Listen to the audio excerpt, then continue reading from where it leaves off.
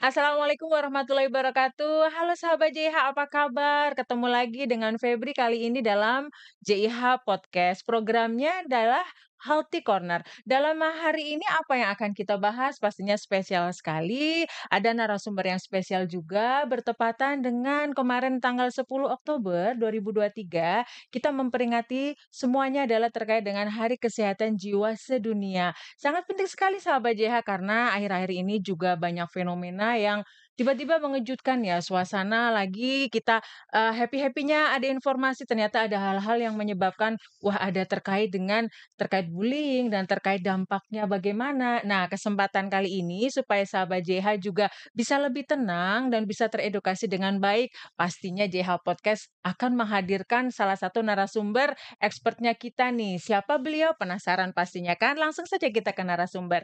Halo, Assalamualaikum, dokter.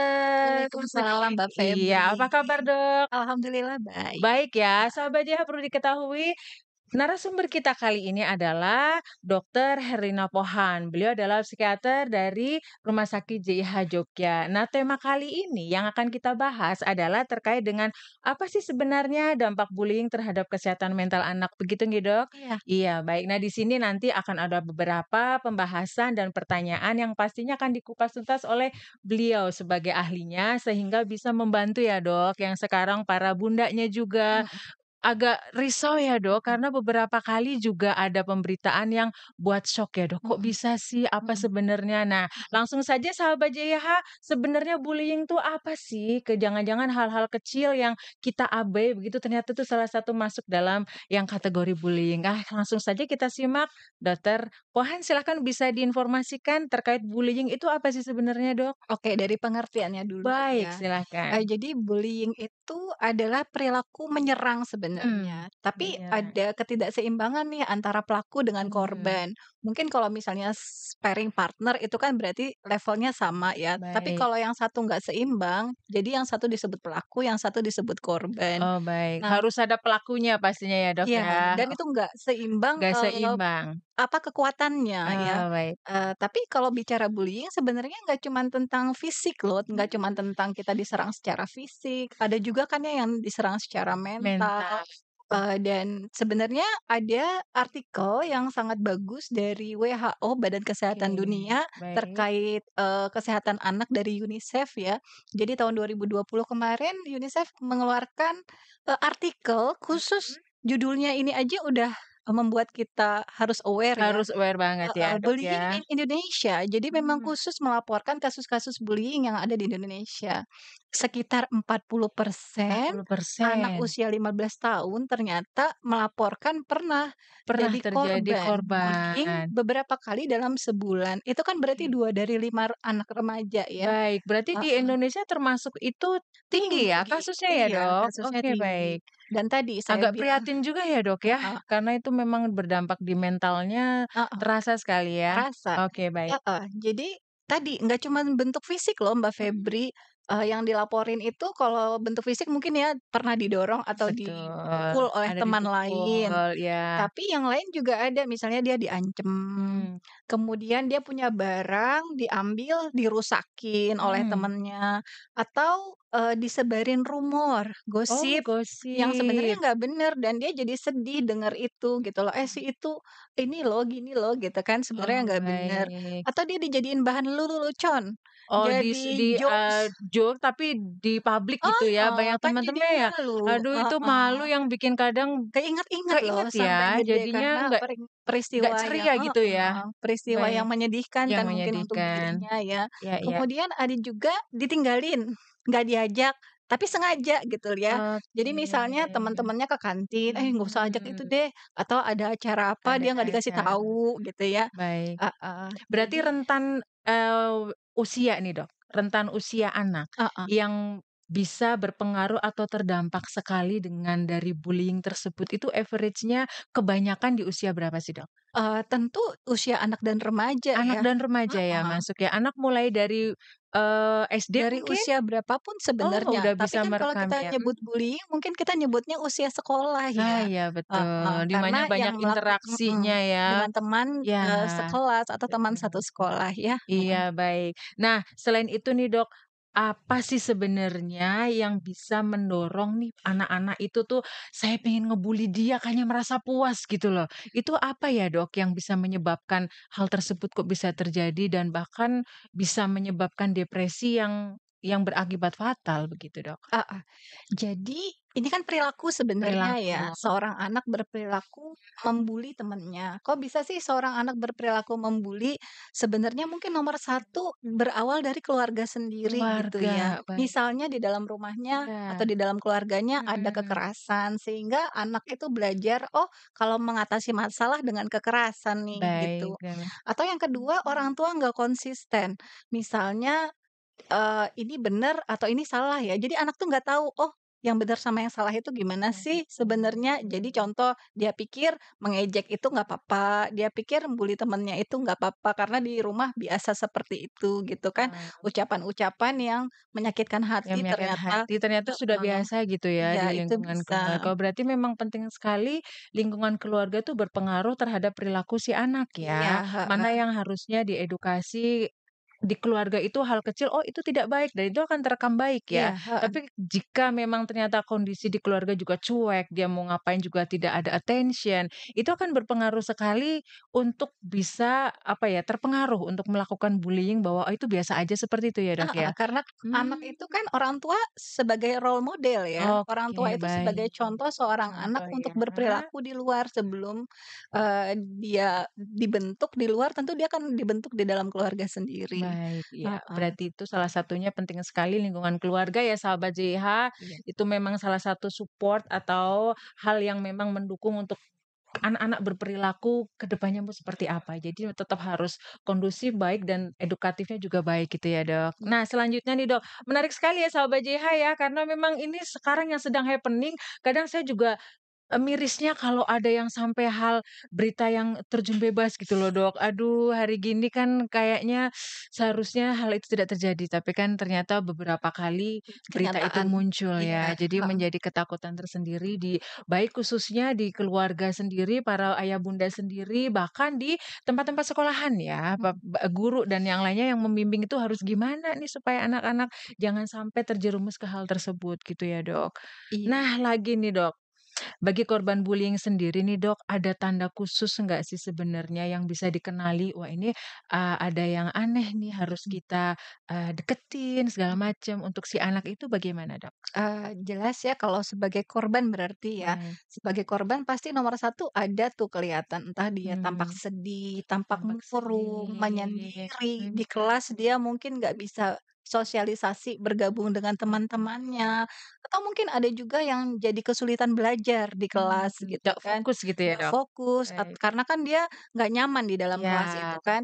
Bisa jadi nanti berkelanjutan jadi penurunan prestasi Nah itu belajar juga di berpengaruh sekali sekolah ya heeh. sayangnya, baik, Iya, mhm. atau nanti kalau di rumah mungkin bisa kelihatan dia ada gangguan tidur gitu ya, Mmm, tidur kadang mengigau atau tadi nangis tanpa sebab, di rumah nggak kenapa-kenapa kok nangis ini anak gitu ya. Jadi memang kita, mhm. harus Harus peka ya, aware harus heeh, aware, terhadap ada perubahan perilaku sesuatu anak. perubahan perilaku Mhm, anak, betul. Nah, itu yang memang harus, dari saat ini dengan adanya kondisi yang memang sangat dinamis sekali, jika ada tanda-tanda seperti itu sudah mulai murung, si kecil sudah murung, terus mudah marah tanpa sebab, bahkan sedih, menangis tanpa sebab, itu sudah harus diwaspadai ya, Dok, ya? iya, Baik, untuk cara pendekatannya bagaimana, dan mungkin itu bisa diinformasikan juga nanti prosesnya, tapi yang perlu kita ketahui jangka panjangnya nih, Dok. Kalau misalkan ternyata, apa, si kecil ada tanda-tanda ke situ, tetapi orang tua kok kurang aware juga nggak melihat dampak ke depannya, apalagi di tempat sekolahan ataupun di tempat pendidikannya tidak gitu. mhm. Apa dampak panjangnya kalau sampai itu tidak segera tidak lanjuti begitu, Dok? Aduh, tentu ya sangat menakutkan sebenarnya ya efek Oke, jangka efeknya panjangnya. Kita mungkin beberapa hari terakhir mendengar kasus-kasus mengakhiri hidup di kalangan iya. anak remaja Masih muda heeh, sekali, bahkan iya, masih SMA juga ada. heeh, dan itu memang, dari artikel WHO tadi Mhm, juga menyebutkan sekitar 40% dari kasus 40%. suicide di Mhm, kalangan anak dan remaja ternyata terkait dengan bullying. bullying. Heeh, jadi tentu berdampak panjang sekali, kesedihan, depresi yang dialami oleh korban Mhm, bisa terbawa bahkan sampai sepanjang hidupnya mungkin dia akan mengalami satu atau 2 jenis gangguan kejiwaan ya, baik. karena, efek-efek trauma peristiwa yang tidak nyaman di masa lalu akibat bullying tersebut. Mhm. Oh Mhm. gitu, berarti dampaknya sampai ibaratnya tuh seumur hidup itu masih bisa teringat gitu ya, Dok, ya? Masih Masih bisa, ya, karena kan memori yang nggak nyaman tuh kadang memorinya. lebih melekat ya, Baik daripada baik. memori yang indah gitu ya. Nah, ini yang penting nih sahabat JIH, karena kan sudah diinformasikan tadi dari, Dokter Herlina Pohan bahwa apa sih yang menyebabkan, yang terdampak juga seperti apa, bahkan itu bisa panjang sampai sampai sudah dewasa pun masih teringat. Nah, yang paling penting mungkin adalah sekarang gimana nih untuk para orang tua Nah, bahkan atau mungkin para, tim pendidik gitu ya, mhm dalam menangani ataupun dalam mencegah untuk proses-proses bullying itu terjadi mhm pada anak dalam pembelajaran ataupun dalam keseharian di lingkungan keluarga seperti itu, Dokter. mhm. Mungkin dari orang tua dulu mungkin Orang tua ya dulu, heeh, orang tua bener, dulu karena silakan, Dok. tadi orang tua itu tempat anak mencontoh Betul, ya. role modelnya ya, Dok, Heeh, ya.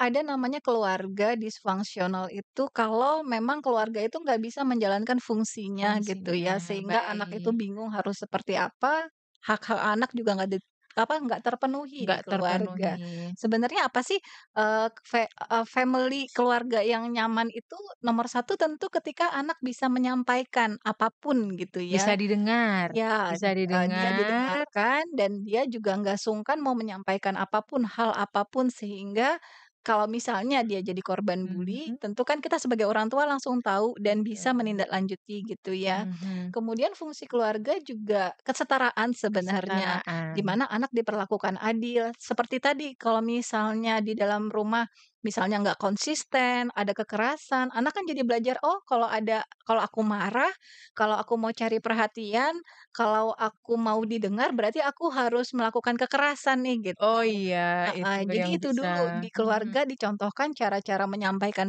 kenapa? pendapat, bagaimana dia didengarkan, kemudian kesetaraan Baik. peran gitu Peran ya, ya. kakak adik biasanya sensitif Heeh. ya? Karena tadi, bullying itu kan ketika posisi nggak seimbang ya, ada yang merasa powerful, ada Ya, yang jadi korban. Tapi kalau betul. misalnya kita di rumah sudah membiasakan, oh semuanya diperlakukan adil, diperlakukan, dengan wajar, diperlakukan dengan sesuai, Usia, usia, sesuai dengan tanggung jawab dan tanggung jawab, kewajibannya. Tentu anak kan, oh seperti ini ya kehidupan di luar gitu ya. gitu. Dia jadi bisa menghargai orang lain, nggak Mhm, melakukan kekerasan. baik. Nah, kalau bagi orang tua yang bisa memahami itu kan suatu hal yang mudah untuk diaplikasikan ya, Dok. Nah, gimana coba, Dok, kalau baru mau ngomong, "Ada apa lagi?" Gitu kan misalkan. Aduh, Itu udah tadi. akhirnya anak-anak akhirnya kan juga, "Aku takut Iya mau ngomong," bener, akhirnya heeh, semuanya diem aja. Nah, itu iya, mungkin harusnya seperti apa nih kalau misalkan ternyata ada yang bagi orang tua yang bukannya mau mendengarkan, tetapi malah, "Ini anak mau ngapain lagi?" Jadi tidak ada diskusi di situ, heeh, sehingga jadi mental anak mending diem mhm, daripada diskusi. Ada juga ya, Dok, ya, iya seperti itu banyak ya? memang, Banyak mhm. ya? Makanya itu Baik. tadi ya semuanya Mhm. berawal dari bagaimana kita menjalankan fungsi di Fungsi keluarga ya? kita sendiri, agar Baik. berjalan sebagai keluarga yang dinamis gitu ya. Iya, daripada nanti agak sedikit, mengedepankan kepentingan orang tua gitu tanpa mendengarkan, nanti repotnya ya pastinya lebih baiknya harus harus segera juga teridentifikasi awal ya, Iya, Dok. benar, Apakah harus dikonsulkan dulu ke psikolog seperti itu untuk bisa menjembatani gitu iya, kan ya, Dok, mhm, supaya semuanya tidak terhandle sendiri, karena terhandle sendiri juga sudah si anak ini sudah terlanjur nggak mau berkomunikasi misalkan, kan ada yang mending diam seperti itu mhm. ya. Jadi memang itu yang harus dikondisikan gitu ya. Nah, Sobat JH penting sekali kan, luar biasa hari ini, saya aja jadi agak semangat dan nggak mau berhenti nih soalnya soalnya pembahasannya semakin menarik. Nah, tadi untuk bagi para orang tua ya, dan yang paling penting adalah bagi orang tua yang, masih waktunya sulit mendengarkan para anak-anaknya, jangan lupa kasih kesempatan waktu untuk, sharing si anak kalau ada sesuatu hal yang berubah ya, bisa dipancing. Nah, selanjutnya adalah Dok, bagi para tim pengajar nih di Mhm. sekolah, gimana ya untuk preventif atau mengantisipasinya? Heeh. Jadi, memang deteksi dini jelas Iya, ya, deteksi betul. dini kita sebagai guru mungkin di dalam kelas Ya, bisa melihat dinamika cara anak, bergaul dengan temannya yang betul. lain. Tentu tadi Mhm. kalau misalnya, "Kok ini ketinggalan ya sendiri, teman-temannya kemana dia Nah, ditinggal," gitu. Atau, ada temannya mendekat mhm, dia tampak tampak takut. takut. Heeh, jadi ada perilaku pada anak yang mungkin khas ya, yang bisa Khas ya di menandakan situ dia ya? itu ada terjadi nggak seimbang nih kayaknya nih, kalau main nggak seimbang nih. Kalau di dalam kelas kok dia, menarik diri, Mmm, kemudian tadi kesulitan belajar, kesulitan belajar ada karena penurunan konsentrasinya menurun prestasi ya, karena heeh, ada sesuatu hal yang memang mengganjal begitu ya? ada Baik, penurunan prestasi mhm, belajar mungkin, belajar. dia tampak tadi ngelamun bisa ya. Ya, Jadi tiba-tiba, ada laporan, "Kok ini di kelas diem aja? Kok ini di kelas nggak mau main sama temennya?" Gitu. Atau dia nah ini tadi, bisa juga school refusal. ya, Jadi anak nggak mau berangkat sekolah mhm. karena tadi ternyata ada bullying Ada gitu ya. bullying Nggak mau ya? berangkat banyak jadi ya, Mhm, kasus-kasus school refusal itu juga kita bisa waspadai apakah ada bullying atau tidak. baik.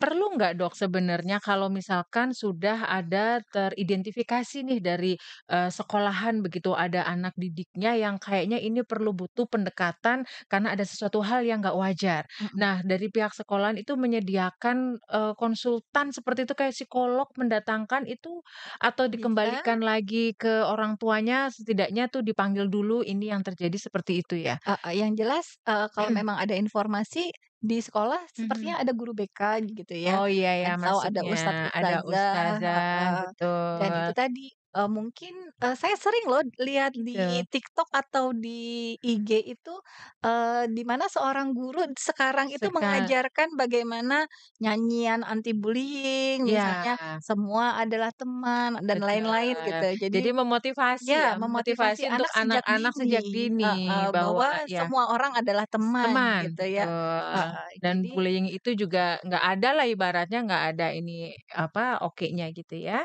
Oke baik. Baik, dokter sekarang sudah terbuka ya, gimana caranya, dampaknya bullying itu sebenarnya apa sahabat JH, dan siapa saja yang bisa terdampak, di mana saja itu sudah dijelaskan semua sama, Dokter Herlina Pohan, di mana itu sangat mengedukasi kita untuk preventifnya, bagaimana dalam atau mengidentifikasi secara dini ya, ya, apa namanya, membina si anak-anak itu supaya bisa berjalan dengan baik. Yang pasti adanya role model ya, role iya. model dari lingkungan keluarga itu yang menjadi sangat penting buat kita semua pastinya supaya anak-anak kita juga tumbuh dengan baik tanpa adanya bullying. Nah, kembali lagi dokter, kayaknya nggak kerasa ya Dok, dari tadi ya Dok, Oke, kalau udah pembahasan yang lagi happening seperti ini tuh heeh, kayaknya kita masih banyak aja yang harus dibahas ya Dok. Tapi mohon maaf sekali Dok, memang karena keterbatasan waktu, mungkin di lain waktu kita akan sambung lagi dengan tema-tema yang sangat menarik ya Dok ya. oke. Nah dokter mungkin ada kesimpulan apa nih untuk sahabat JIH, pastinya supaya bisa merimen lagi nih, kebetulan kan beliaunya juga pasiennya sudah banyak di rumah sakit JIH dan alhamdulillahnya juga progresnya juga baik. Nah, ini bisa sharing ya, apa nih kesimpulan dari yang kita bahas kali ini untuk para sahabat JIH, Dok? Iya, jadi kita semua adalah setara, semua orang adalah teman, dan kalau memang kita mendapati teman kita kok tampak sedih, tampak murung, ajaklah dia bicara gitu ya, agar Mhm. dia merasa didengarkan dan tidak merasa sendirian. Oke, baik. Tetap komunikasi, ajak dia bicara, didengarkan, dan supaya tidak merasa sendirian ya, Iya. Dok, ya. Penting sekali, jangan dicuekin. Kalau adanya minta apa, malah, "Kamu ngapain?" gitu, malah sudah takut duluan ya, Dok. Itu awasal muasal jadinya bisa menarik diri, malah jadi pendiam, itu yang Iya. kurang baik ya. Oke, baik. Terima kasih sahabat JH. Gimana, luar biasa kan pembahasan kita kali ini? Oke, jangan khawatir, kenapa kok cuma sebentar? Nanti ada next lagi di pastinya programnya sama di JH Podcast yang hari ini perdana kami dan pastinya juga temanya juga terkait dengan yang hal yang lagi ngehits yang kita bahas terkait dengan bullying yang memang dampaknya luar biasa bagi, anak-anak kita maupun di lingkungan sekitarnya. Nah, untuk selanjutnya jangan khawatir ya dokter, dokter pastinya Iya. jangan jangan, ragu untuk kami undang lagi dengan tema yang Oke, berbeda ya Dok ya, karena siap pastinya itu sangat bermanfaat sekali siap untuk sahabat banget, JH. iya. Oke, jangan lupa sahabat JH stay tune terus di acara JH Podcast, programnya pastinya tidak lupa yaitu Healthy Corner, oke? Apa saja, program apa saja yang akan kita tayangkan, tunggu saja untuk kehadiran kita di program acara JIH Podcast selanjutnya. Terima kasih Dokter Pohan, Herlina Sama-sama Pohan, Febri. spesialis kedokteran jiwa ya di Iya, Rumah Sakit JIH untuk hari ini. Say hi, sampai ketemu lagi sahabat JIH. iya, Nah, semoga bermanfaat. Saya Febri dan dokter Herlina. pamit. Wassalamualaikum warahmatullahi wabarakatuh. Waalaikumsalam warahmatullahi wabarakatuh.